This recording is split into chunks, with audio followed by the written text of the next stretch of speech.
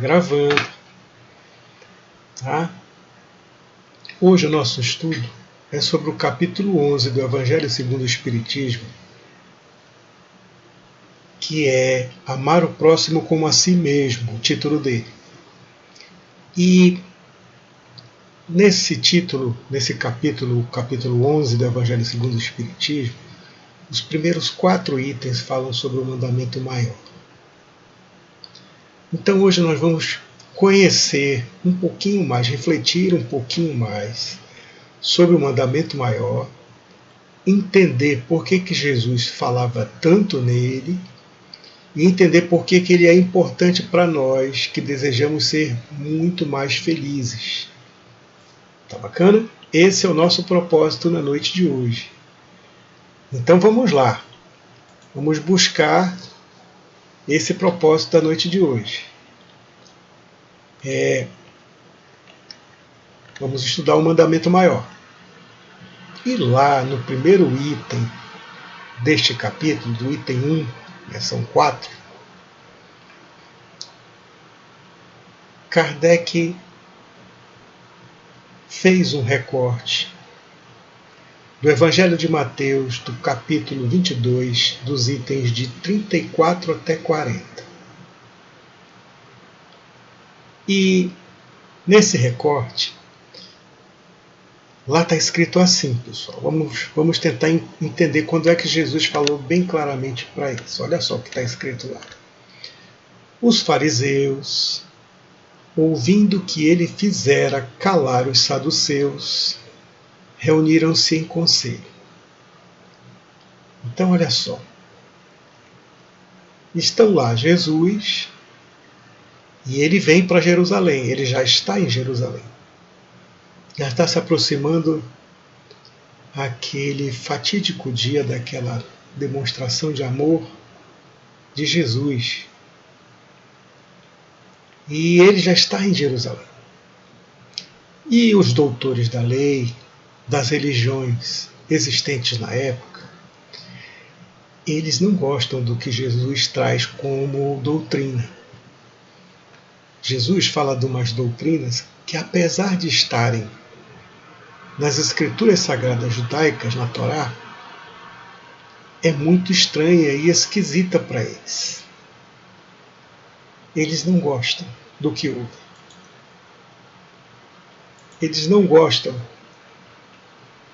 de perceber que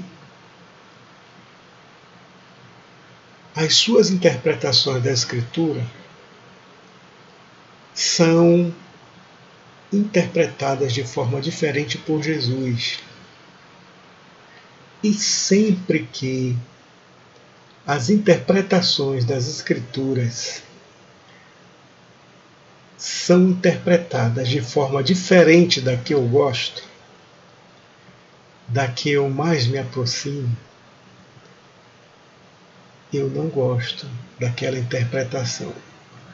Embora muitas das vezes ela seja correta. Porque muitas das vezes eu ainda preciso me lapidar um pouco melhor sobre essa escritura,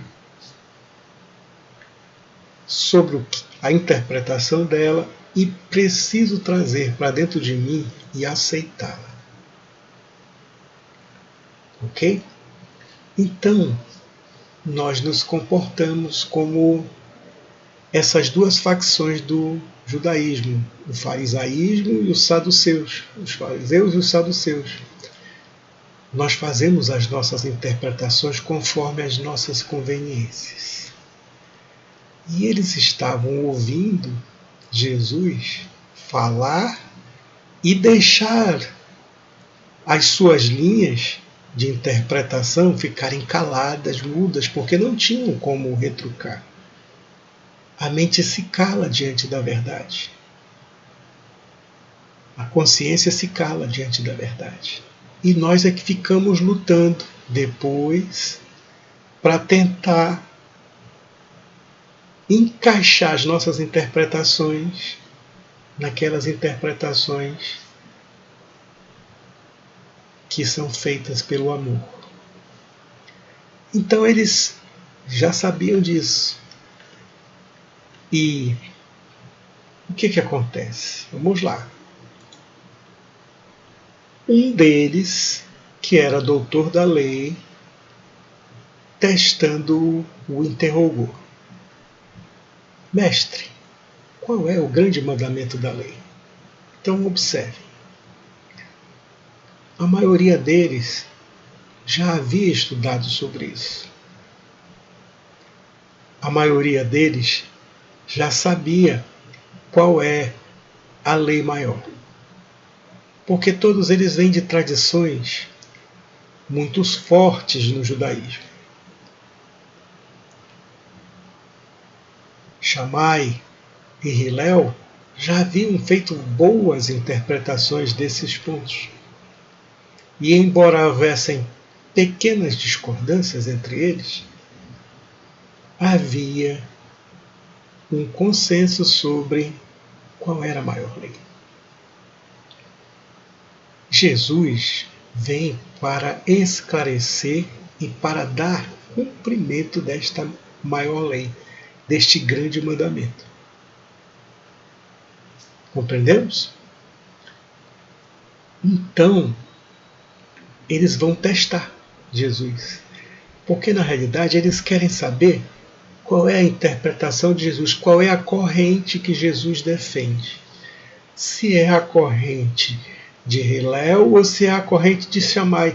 E ficam naqueles embates que não levam a nada do ponto de vista ideológico, porque mais do que interpretar, nós devemos aprender a sentir. Nós devemos aprender a sentir. Mais do que ler, nós devemos aprender a perceber como é que se acomodam as leis no nosso coração. Então vamos lá. Jesus então vai responder para esse doutor da lei. Jesus lhe disse: amarás o Senhor teu Deus com todo o teu coração, com toda a tua alma, de todo o teu espírito. Esse é o primeiro mandamento. Então observa aí, gente. Olha só a dificuldade que é você fazer uma interpretação dificílima como essa na frente de doutores da lei. Porque aí ele está diante de doutores da lei de verdade. Gente que interpreta a lei e que aplica a lei nas pessoas. Eles aplicam a lei nas pessoas. Julgam. Esses doutores da lei, muitos deles participam das decisões gerais do povo judeu. Jesus, então, vai exercitar todo o seu conhecimento e levar para eles o que pensa, retirando da Torá a sua interpretação. Então ele diz: amarás o Senhor teu Deus com todo o teu coração, com toda a tua alma, de todo o teu espírito. Isso está escrito na Torá. Está escrito no livro do Levítico. Está escrito no livro do Deuteronômio. E ele fala forte, porque todo judeu, como esses que estão aí, conhece esse mandamento pelo menos da boca para fora. E conhecendo da boca para fora, o que ocorre? Eles são capazes de falar, mas não são capazes de interpretar adequadamente e têm dificuldade para sentir, para colocar em prática. Jesus está dizendo aí, olha, nós, de forma bem direta, nós normalmente nos equivocamos quando falamos sobre esse mandamento. Dizemos assim, olha, amarás Deus acima de todas as coisas. E não é esse o mandamento. Esse Deus não é egoísta. Ele não quer que nós o amemos acima de todas as coisas. Ele deseja que nós façamos um esforço, porque esse esforço é progressivo, ao máximo da capacidade de cada um de nós, ao máximo do entendimento de cada um de nós. E ele sabe que esse entendimento, que essa capacidade, é diferente de pessoa para pessoa.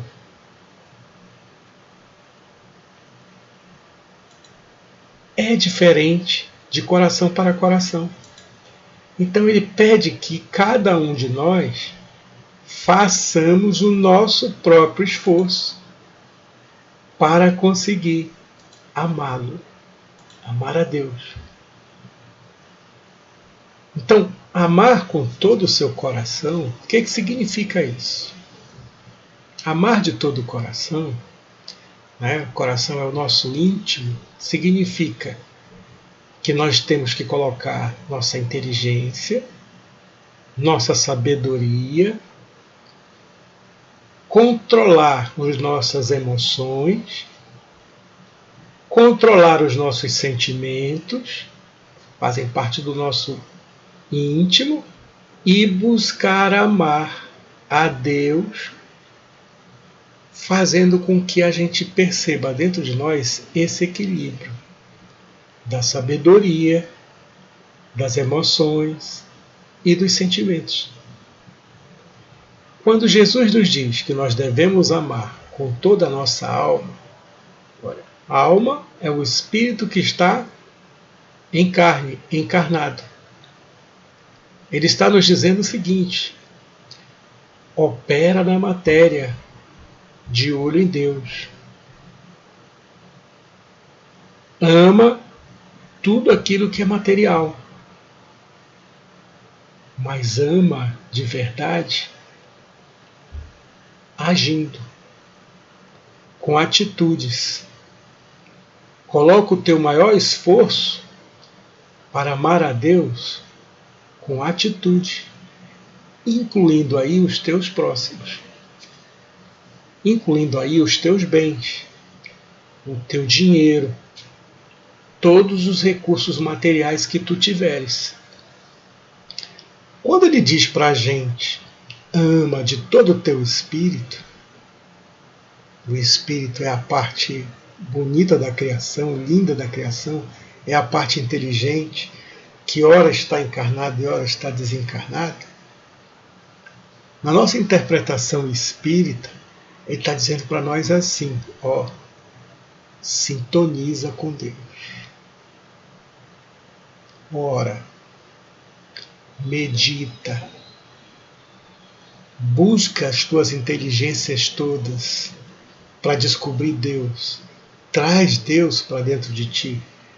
Traz desse mundo tão grandioso todas as coisas boas que Deus possui e dá um jeito especial de sintonizar cada vez mais com o Pai.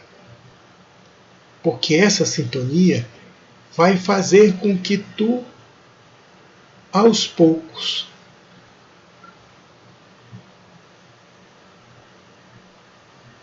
te aproxime do Pai e se torne como Jesus, um.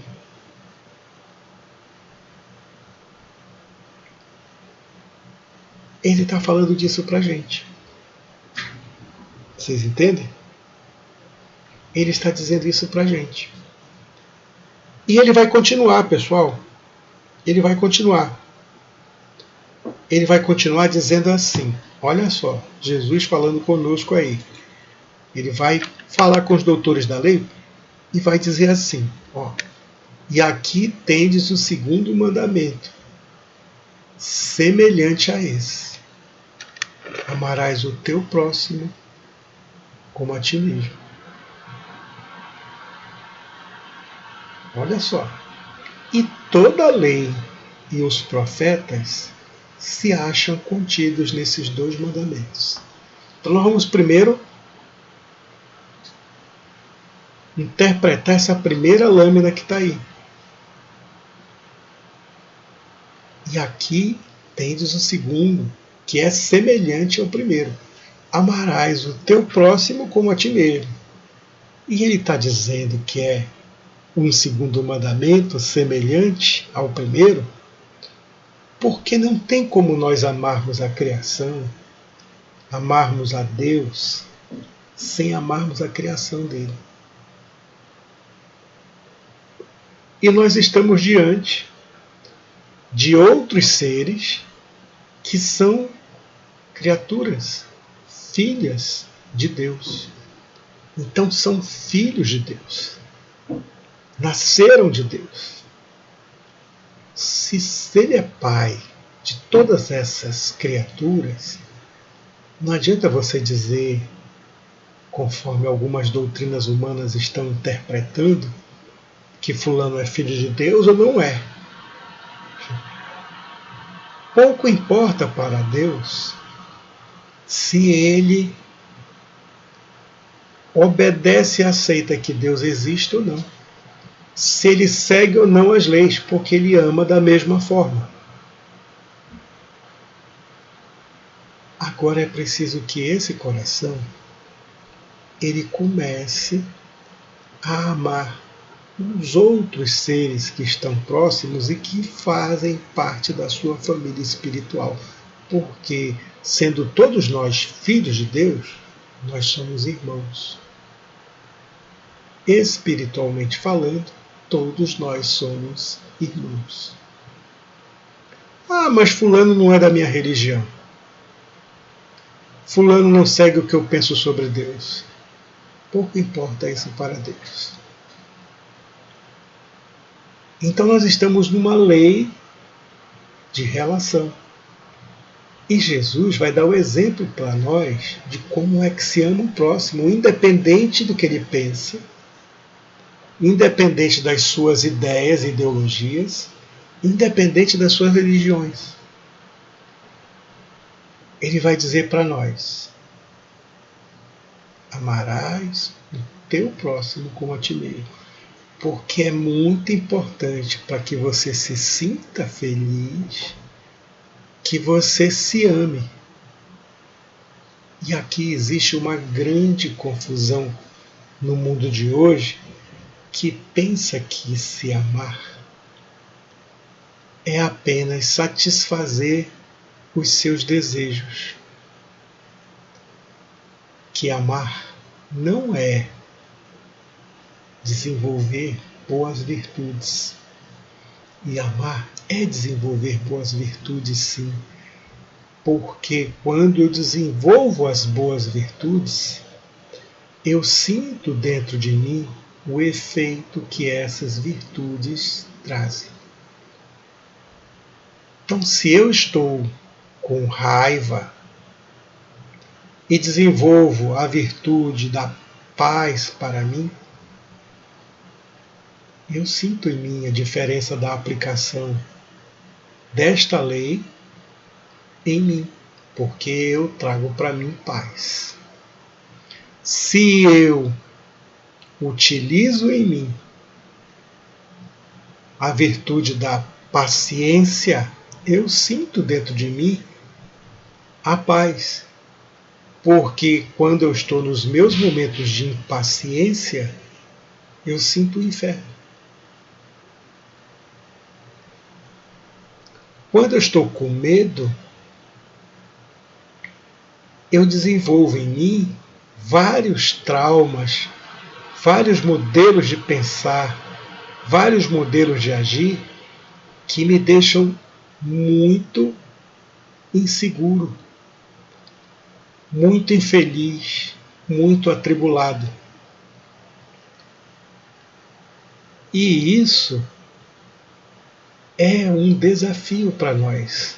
Retirar de nós e desenvolver as nossas virtudes, fazendo com que essas virtudes retirem, por exemplo, o medo de dentro da gente. Aí nós vamos desenvolver a humildade, vamos desenvolver a caridade, vamos retirar o egoísmo de dentro da gente, que é filho do medo, vamos retirar de dentro de nós o orgulho, que também é filho da raiva misturada com o medo, e isso vai deixando com que nosso íntimo se sinta mais equilibrado, se sinta melhor.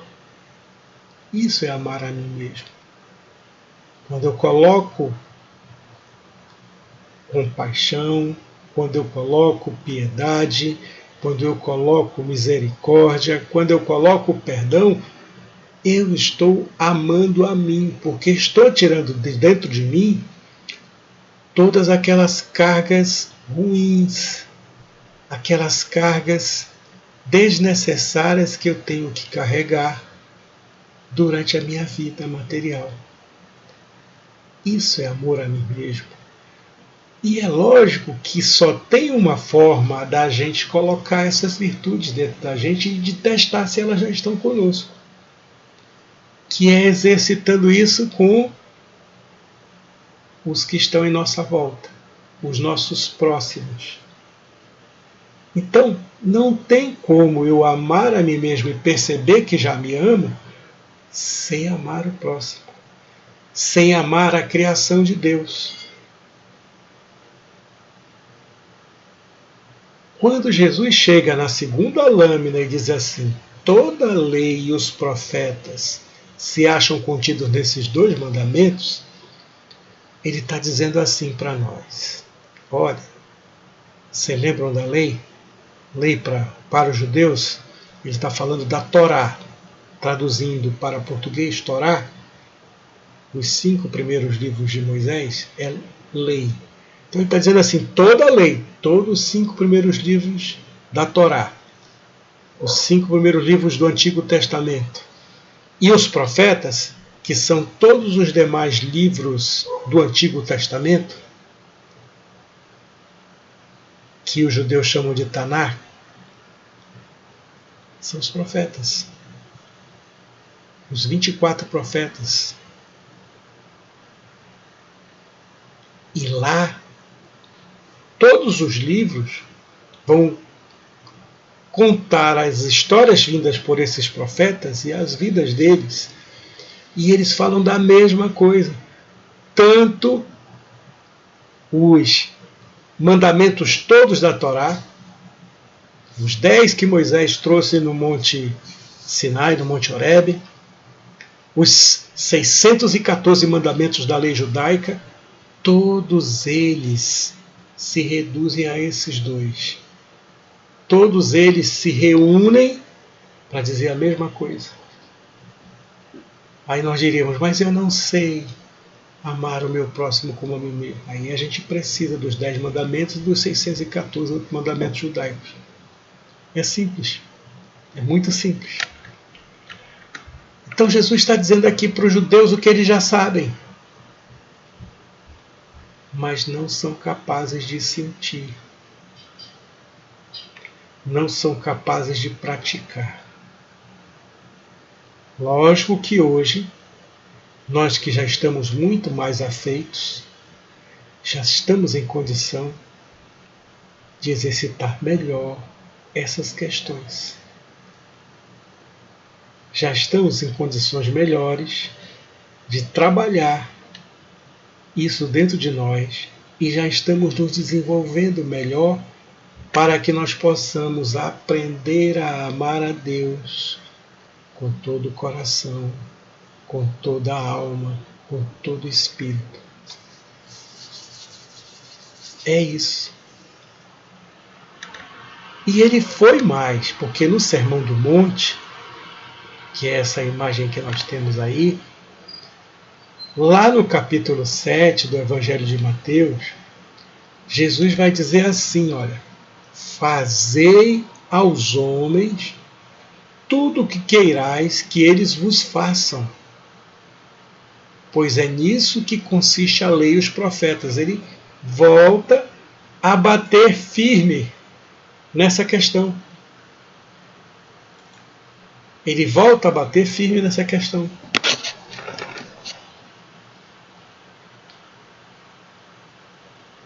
Pede para que a gente haja.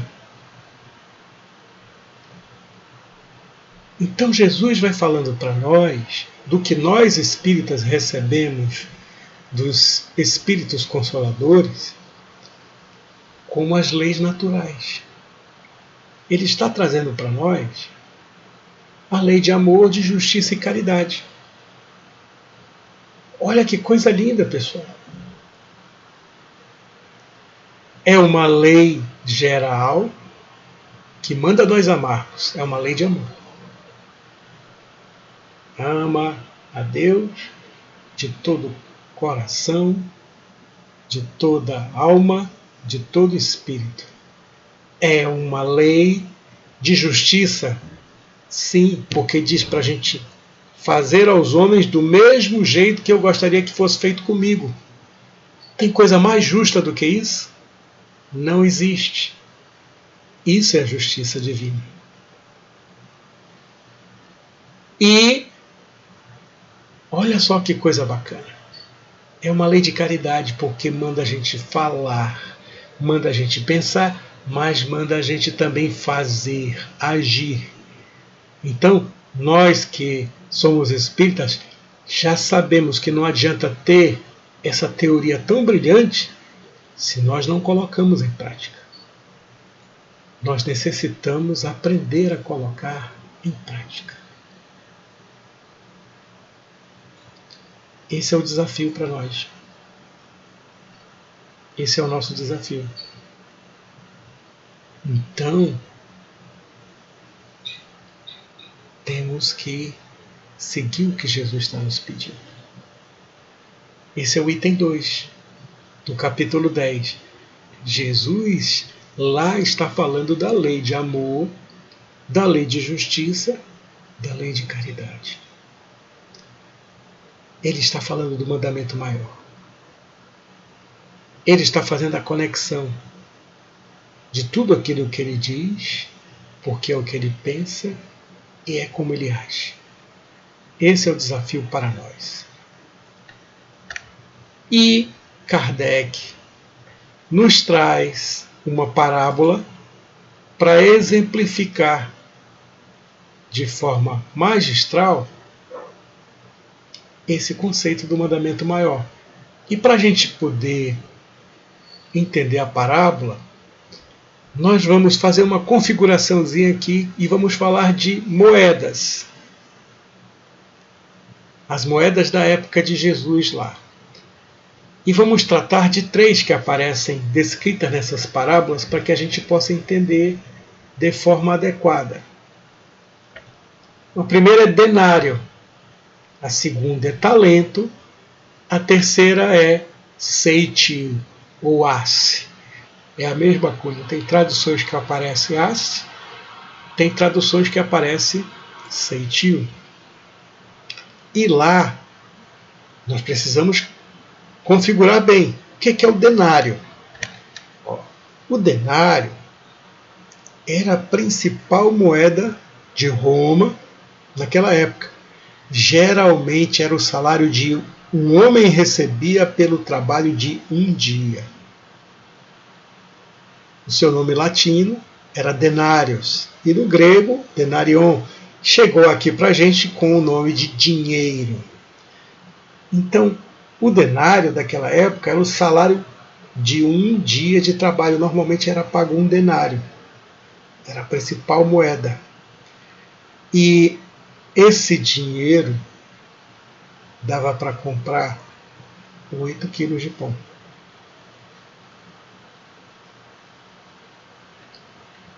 O talento, o que era o talento? Era uma moeda de prata. Podia ser de ouro também. E normalmente a gente utilizava de ouro, a gente via de ouro. E ela responde por 6, equivalente a 6.000 denários.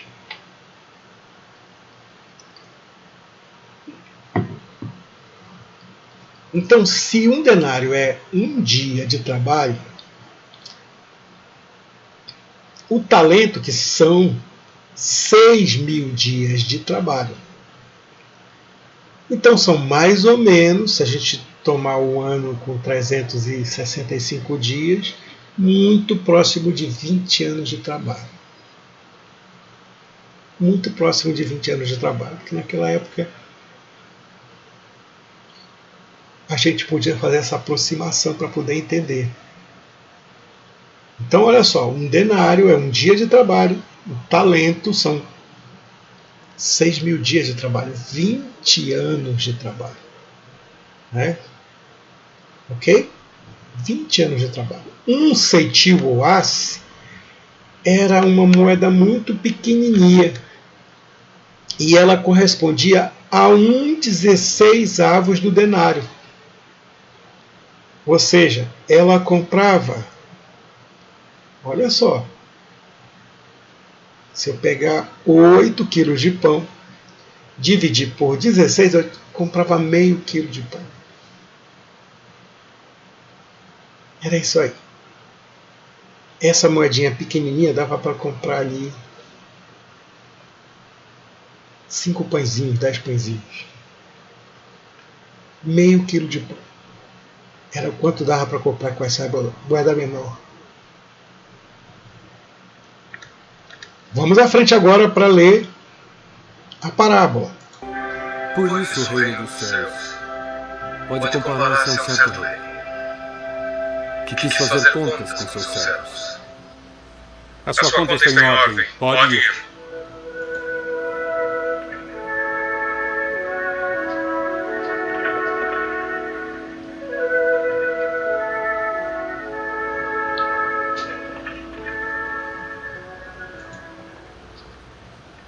A sua dívida conosco é grande demais. Deve acertar a sua dívida agora. Pagarei, senhor, pagarei. Muito bem. Pague para o escrevente. Obrigado, senhor. Obrigado. Agora. Mas, senhor, não tenho dinheiro agora.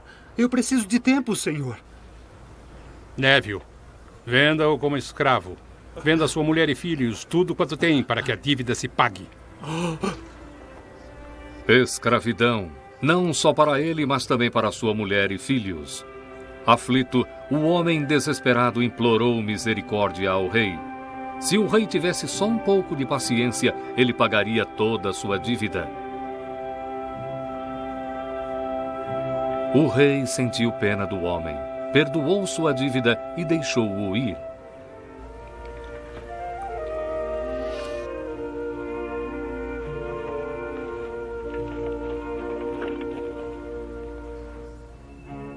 Saindo, porém, aquele servo encontrou um de seus conservos que lhe devia 100 dinheiros.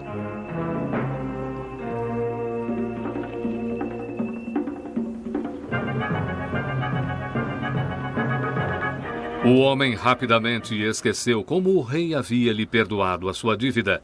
Ele agarrou o seu conservo e começou a sufocá-lo. "Paga-me o que deves", ele disse. O pobre homem implorou misericórdia. "Sê generoso comigo e tudo te pagarei." Mas o servo inclemente recusou e ameaçou jogá-lo na prisão se não pagasse sua dívida imediatamente. Os amigos do homem entristeceram-se com o que aconteceu e foram contar tudo ao rei. Senhor, ele o pegou pelo pescoço, recusou-lhe a lhe perdoar a sua dívida ou até de lhe dar um tempo para pagar. Agora mesmo ele está a caminho para colocá-lo na prisão. Fico feliz por ter me contado isso.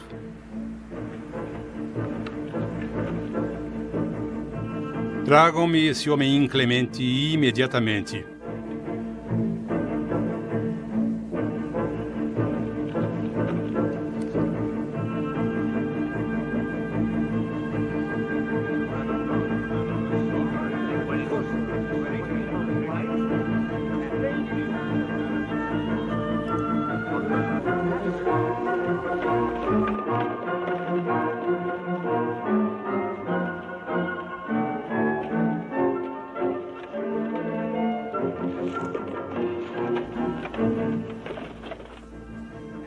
Servo malvado, perdoei-te toda aquela dívida porque me suplicaste. Mas devias tu igualmente ter compaixão do teu companheiro, como eu também tive misericórdia de ti. Levem-no, ponham-no na prisão. Ficará lá até que toda a dívida seja paga. Leve-no daqui.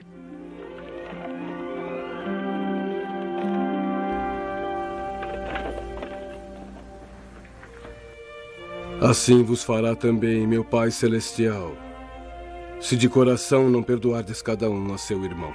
Jesus queria ter certeza de que seus discípulos entendessem o que era perdoar. Quando nós perdoamos os outros, o nosso espírito generoso abre a porta para o perdão de Deus. Perdoa-nos as nossas dívidas, assim como nós perdoamos aos nossos devedores.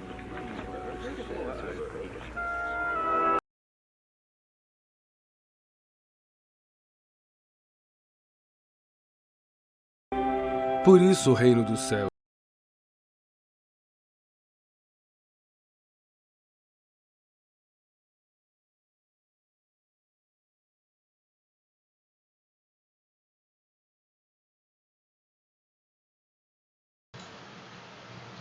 é essa parábola. E ela nós vamos interpretar diante do tema que é proposto por Jesus e que foi escolhida por Kardec para que nós refletíssemos como parte do mandamento maior. Então, diante deste fato, vamos estudá-la.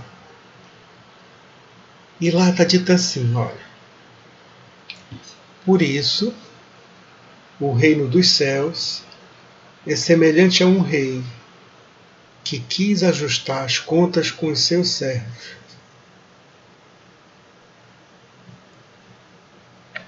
Então, olha só. Está falando de um rei, né? Jesus utiliza essas figuras para falar das verdades que estão contidas em cada um desses ensinamentos. E lá ele vai falar de Deus. Ele vai dizer que esse reino dos céus, que é o reino para nós espíritas da felicidade e que está dentro de nós, é semelhante a um rei que quis ajustar as contas com os seus servos. Está falando no sentido maior, quando nós devemos honrar a Deus, mas também existem outras interpretações que podem ser ajustadas para esse caso. Por exemplo, ele poderia estar tratando aqui, né, da presença de Deus dentro de nós e que vai nos direcionando, que é feita pela nossa própria consciência. A consciência é a diretriz de Deus que está dentro de nós, bem dentro de nós. Ela vai alertando a gente o tempo inteiro e chamando-nos a atenção para os nossos desvios de conduta.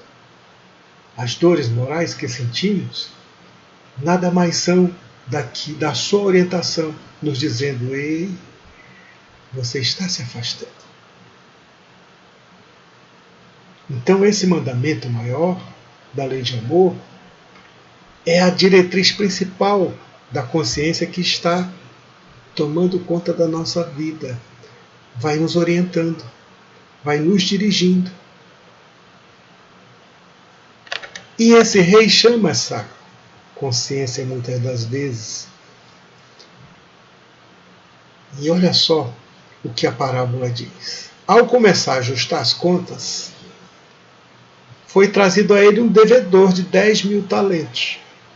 Olha só, pessoal. Vocês lembram quanto é um talento? Um talento são 20 anos de trabalho. 10.000 talentos, 1 e mais 4 zeros, são 20 e mais 4 zeros. 200.000 anos de trabalho. Vocês imaginam o que são 200.000 anos de trabalho? Pois é. Jesus usa essa imagem forte na construção desta parábola para nos dizer o seguinte: esse devedor aí deve muito ao rei, deve muito ao Deus, deve muito porque errou muito. Ele não está usando isso apenas no sentido material. Ele também está utilizando isso no sentido espiritual, no sentido moral. E ele diz assim, ó, esse coração vem fazendo muita bobagem aí. São muitas encarnações errando. Não tinha ciência, não tinha escola, não tinha estudo, não tinha escrituras boas, passou muito tempo fazendo as coisas da sua própria cabeça e não sabia fazer a leitura da sua consciência. Roubava, matava, enganava, vilipendiava, depreciava, fazia tudo que não devia.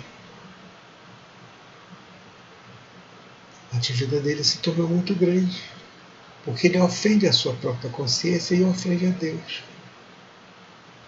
Ele vai fazendo muito, dando muito prejuízo aos seus próximos.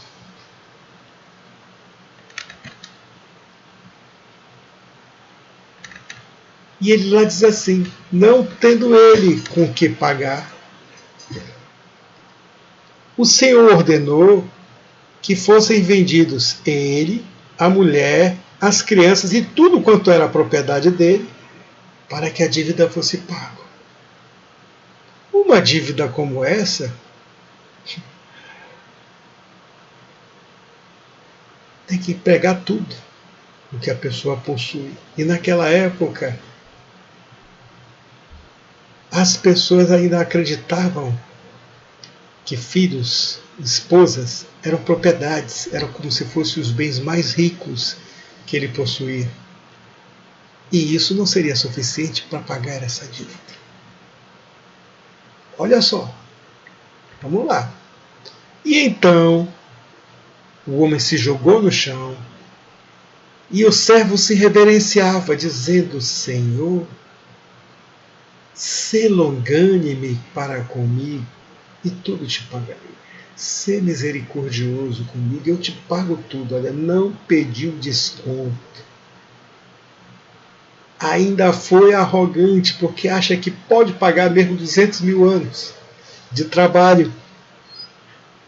Uma dívida tão grande como essa. E não dava para ele pagar. Mas ele quer pagar. Ele acredita que é possível ele pagar. Ele acredita que é possível.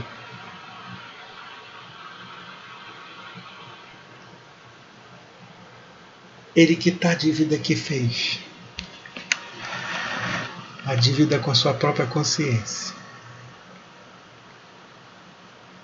A ofensa à lei de amor.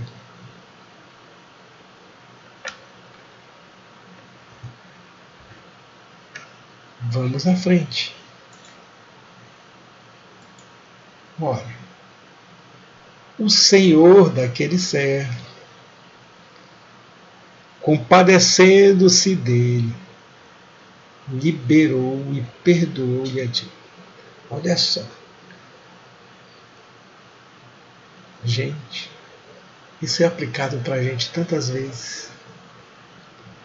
Quando nós desencarnamos, nós fazemos esse ajuste de ações e atitudes com a nossa própria consciência. O pessoal fala que passa um filminho na hora que a gente desencarna. Quando a gente chega no plano espiritual, lá nós ficamos ajustando as contas com nossa consciência, que é Deus dentro de nós. E ela vai apontando para a gente os erros que a gente cometeu nesta encarnação que acaba, o nosso programa reencarnatório para que a gente pudesse pagar um pedacinho, resgatar um pedacinho daquelas dívidas que fizemos para conosco mesmo, porque não aprendemos e precisamos recuperar essas matérias que ficaram para trás. Nós estamos passando de ano, encarnação por encarnação, e aí a gente sofrendo muito na nossa pátria espiritual, pedimos uma chance de Deus para tentar corrigir as dificuldades que carregamos e ainda assim avançarmos. E Ele permite que a gente reencarne. Ele permite que a gente tenha uma nova oportunidade para resgatar pela nossa própria consciência e nos perdoa. Olha, pessoal, o homem queria pagar. A consciência libera sem cobrar nada. Deus libera, porque as leis de Deus estão escritas na nossa consciência, sem que nós paguemos nada. Esse homem saiu, ou seja, voltou à vida, reencarnou. Porém, aquele servo encontrou um dos seus conservos, um dos seus irmãos, que lhe devia 100 denários. Olha aí, pessoal. Devia só 100 dias de trabalho. Ele estava devendo mais ou menos 200 mil dias de trabalho. Esse aqui estava devendo para ele 100 denários. Uma dívida de 3 meses de trabalho. Pequena dívida. E disse assim: agarrou, estrangulava-o, dizendo: paga o que tu me deves.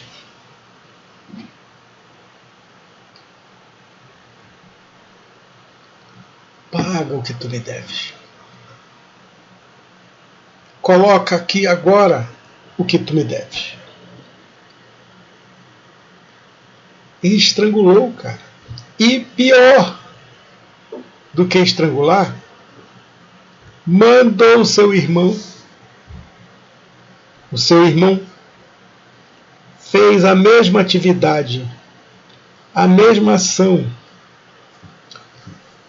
de pedir perdão que ele já fez ao Senhor, à sua própria consciência no plano espiritual. E ele se prostra do mesmo jeito no chão. E roga do mesmo jeito: por favor, meu irmão, sê longânime comigo, e eu te pagarei. Não pede para perdoar. Diz que pode pagar, porque são só 3 meses de atraso de dívida. 3 meses de trabalho. É perfeitamente pagável essa dívida. São erros pequenos que os nossos irmãos têm para conosco e que nós podemos liberá-lo dos seus erros sem dificuldade nenhuma, e no entanto fazemos-lhe sofrer o impacto das nossas ações.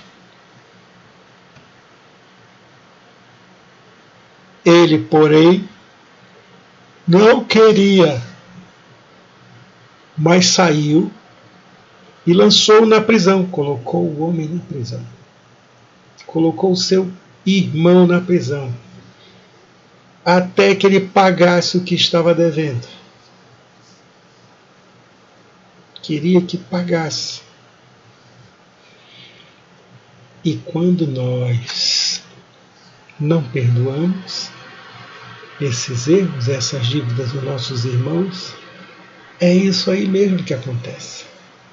Nós pegamos e nos ligamos a eles mentalmente, na prisão da nossa mente, do nosso íntimo, e deixamos ele preso lá, até que a gente perceba que aquele coração pagou o que estava devendo. E toda vez que a gente olha para aquele coração que fez alguma coisa contra nós, nós lembramos e ressentimos tudo aquilo.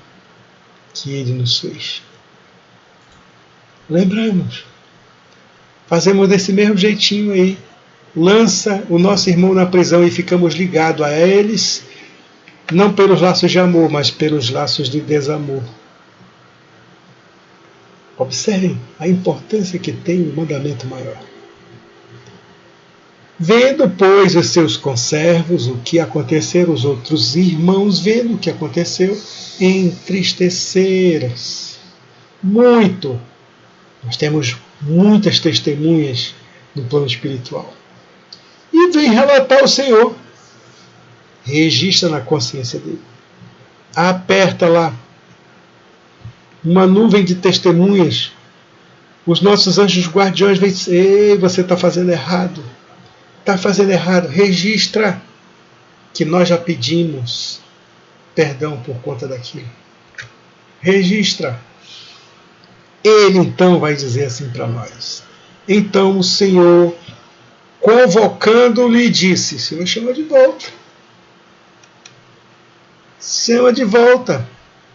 A gente desencarna de novo, tá, pessoal? Servo mau, perdoei-te toda aquela dívida quando tu me pediste. Não devias tu igualmente ter misericórdia do teu irmão, do teu conservo, como eu também tive misericórdia de ti? Olha a consciência falando com a gente. Deus dentro de nós falando conosco. Tu soubestes pedir. Recebeste o importante perdão. Por que é que tu não perdoaste? Se este foi o julgamento que eu fiz junto contigo, por que é que tu não perdoaste? Deverias ter perdoado da mesma forma.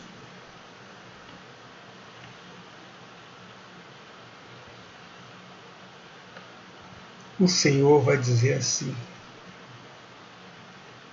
entregou-o aos carcereiros até que pagasse tudo que estava devendo, até o último centavo, até a última moedinha. Olha lá.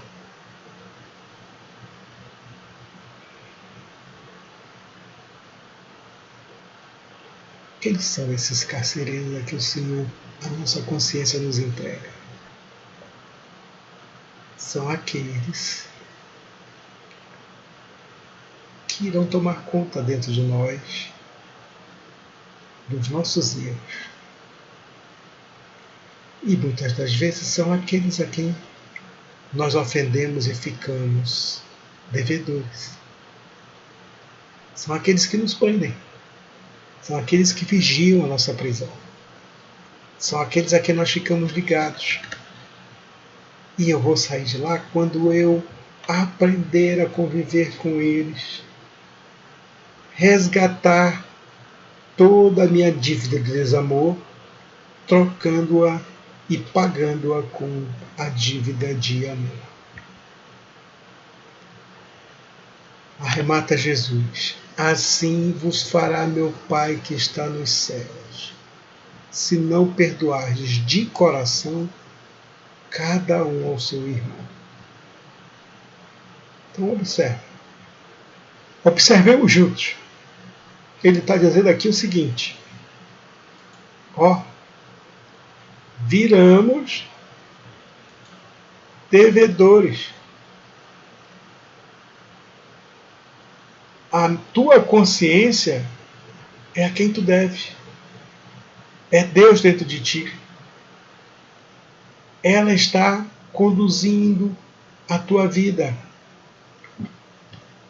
Esse Deus que é o meu Pai, que está nos céus, Ele só vai te perdoar, como tua consciência fazendo esse papel, quando tu estabeleceres um nível de justiça e de amor para com o teu próximo, de maneira que tu ajas com ele da mesma forma com que tu gostarias que agissem contigo. Tu seja justo. Do jeito que tu está julgando hoje, é o jeito que tu irás ser julgado. Tua consciência está julgando os outros, ela vai utilizar o mesmo padrão de julgamento contigo. É disso que Jesus está nos dizendo.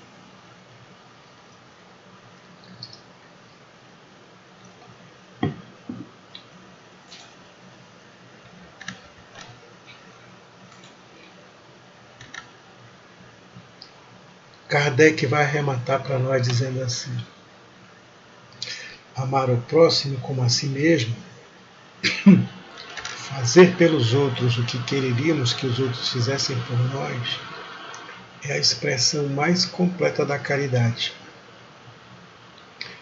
porque resume todos os deveres do homem para com o próximo. Não podemos encontrar guia mais seguro a tal respeito que tomar como padrão do que devemos fazer aos outros aquilo que nós desejamos. Não é apenas uma lei de amor, é uma lei de justiça também, é uma lei de caridade também, porque faz com que nós pensemos, falemos e hajamos com amor. E a ação com amor é caridade. E exatamente o que nós queremos para nós é o que damos aos outros. O que nós damos aos outros é o que desejamos para nós. Isso é o equilíbrio da justiça. O injusto age dessa forma. O injusto quer as melhores coisas para você e as piores para os outros. Uma pessoa justa, não. Ela equilibra.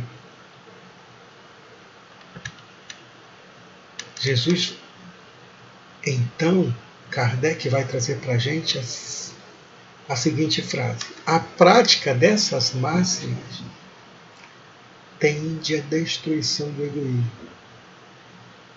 Quando nós as adotarmos como regra de conduta e como base para as nossas instituições, os homens compreenderão a verdadeira fraternidade e farão que entre eles reine paz e justiça. Não haverão ódios, nem dissensões, mas tão somente união, concórdia e benevolência mútua. O que ele está dizendo aí? Para nós, pessoal, é um mandamento maior.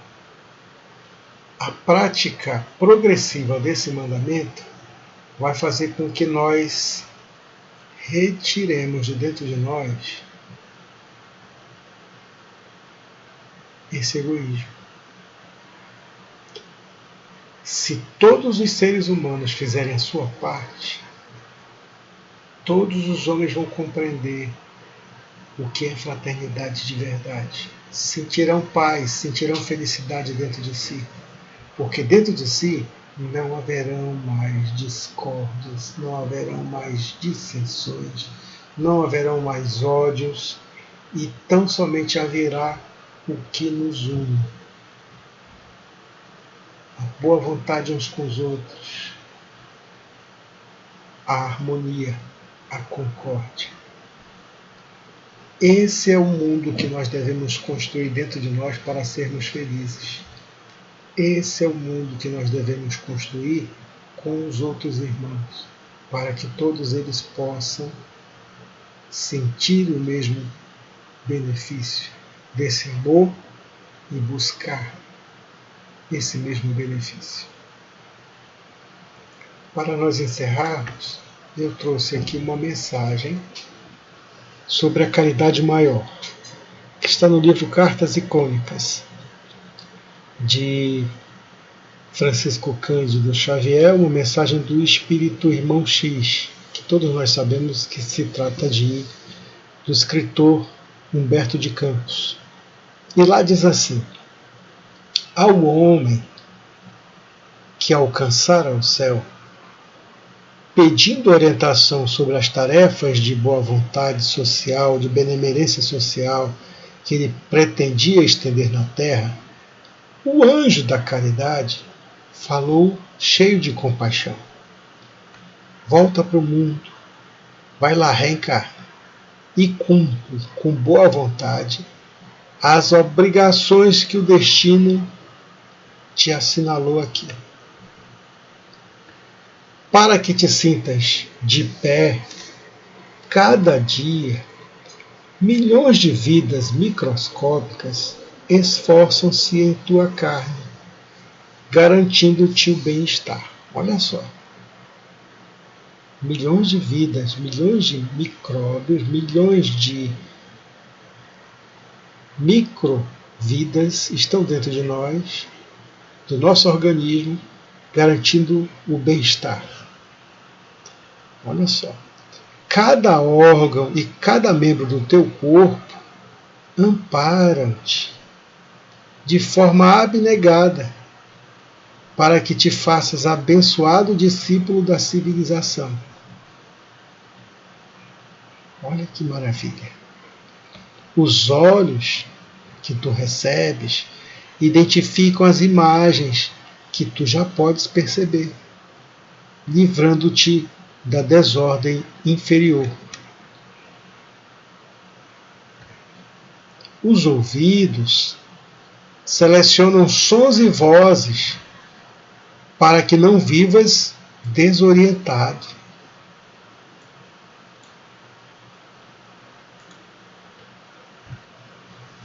A língua que tu recebes auxilia-te para expressar os pensamentos, enriquecendo-te de sabedoria. As mãos realizam-te os sonhos, engrandecendo-te o caminho na ciência e na arte, no progresso e na indústria. Tu recebeste, irmãos. Os teus pés, dados por Deus, sustentam-te a máquina física para que não te arrojes à inércia. A boca, que tu também recebeste, mastiga o alimento, para que não te condenes à inação. Tem que fazer alguma ação, nem que seja para comer, e a boca é para isso.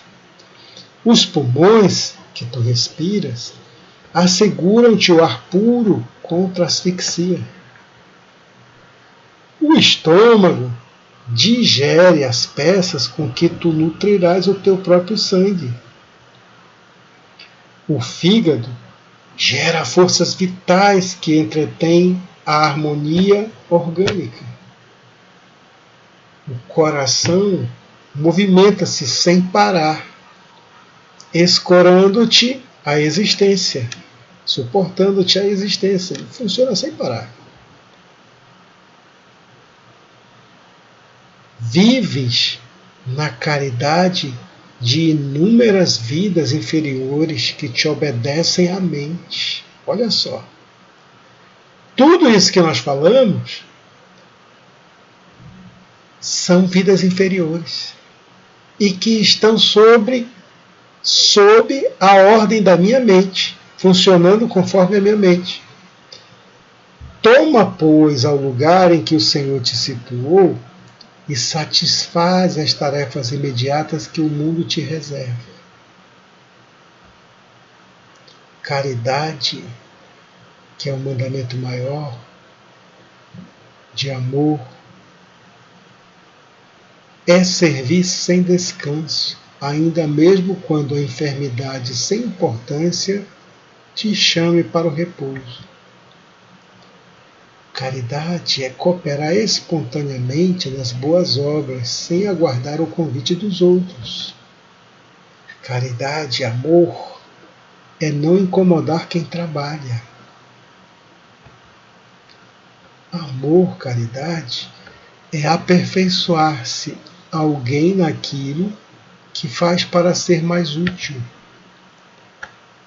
Amor e caridade é suportar sem revolta a bilis do companheiro.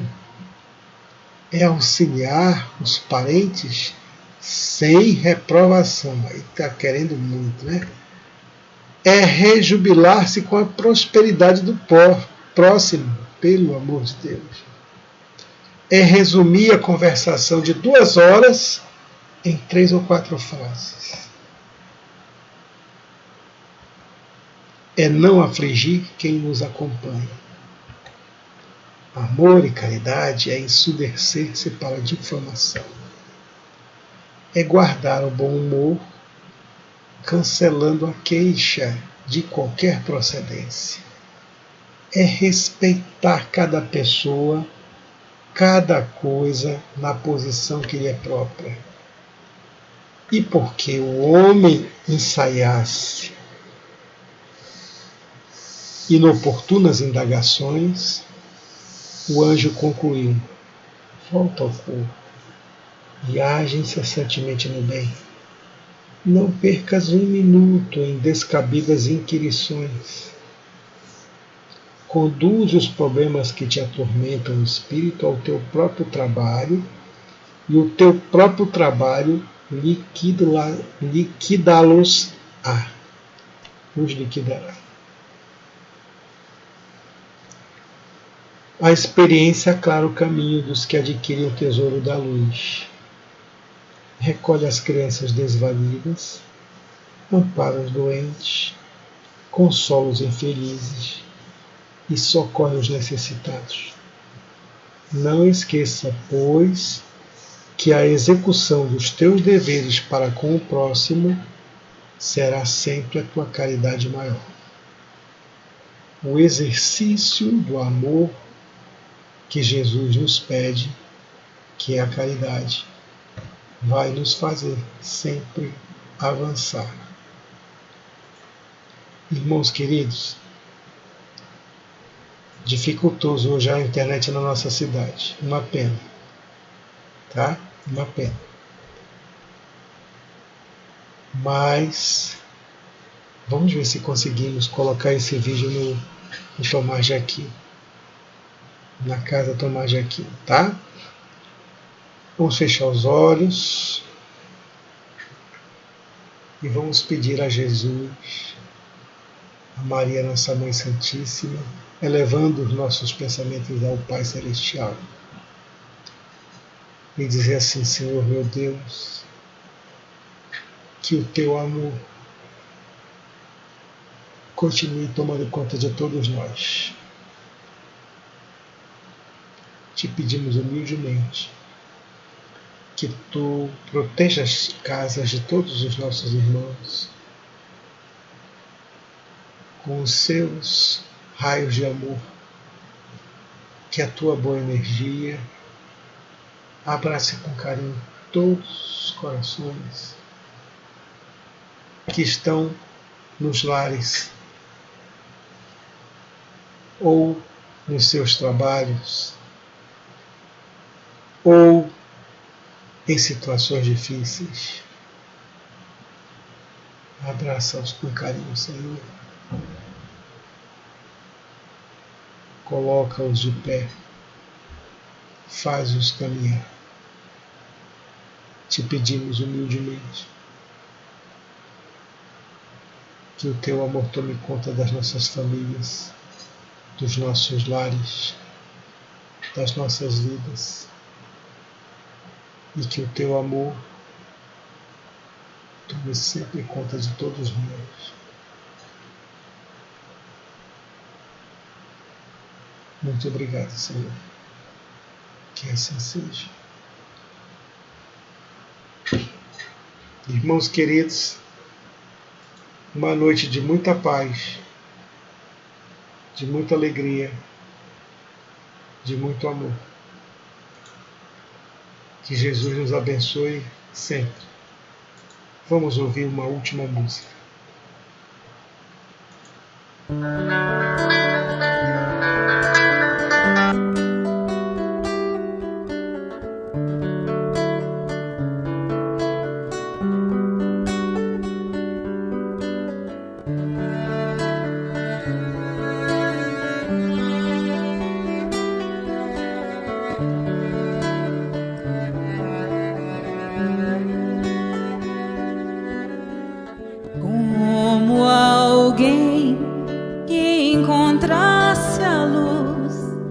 Depois de andar e andar procurando o caminho, como alguém que enfim já pudesse ouvir respostas que trazem consolo e sentido ao destino. Eu encontrei tuas páginas e sequei minhas lágrimas, percebi que a dor da semente é o parto da vida.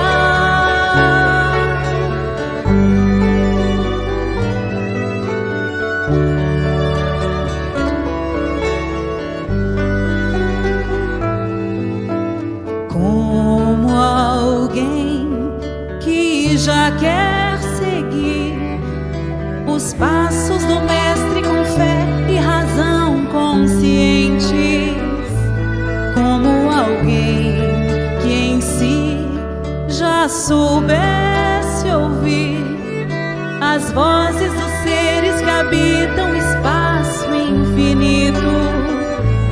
Eu encontrei tuas páginas e sequei minhas lágrimas, percebi que a dor da semente é o parto da vida.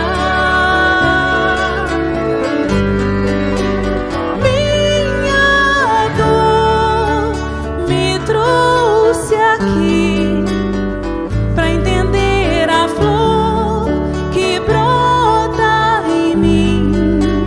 Meu amor é aprendiz de um bem maior, que seja assim nesse vai e vem.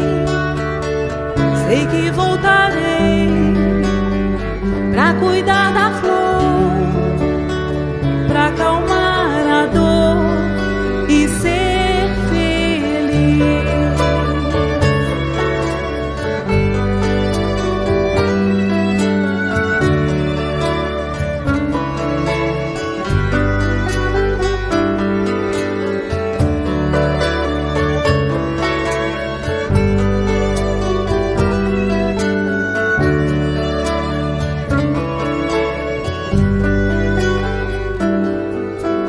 Como alguém que já quer seguir os passos do Mestre com fé e razão conscientes, como alguém que em si já soubesse ouvir as vozes dos seres que habitam o espaço infinito.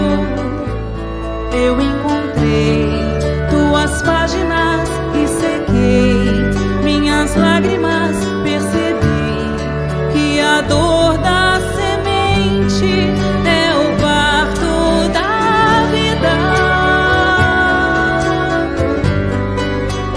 Minha dor me trouxe aqui pra entender a flor que brota em mim. Meu amor é aprendiz de um bem maior, que seja assim nesse vai e vem. Sei que voltarei pra cuidar da flor, pra acalmar a dor e ser feliz. Minha dor me trouxe aqui pra entender a flor que brota em mim. Meu amor é aprendiz de um bem maior, que seja assim nesse vai e vem. Sei que voltarei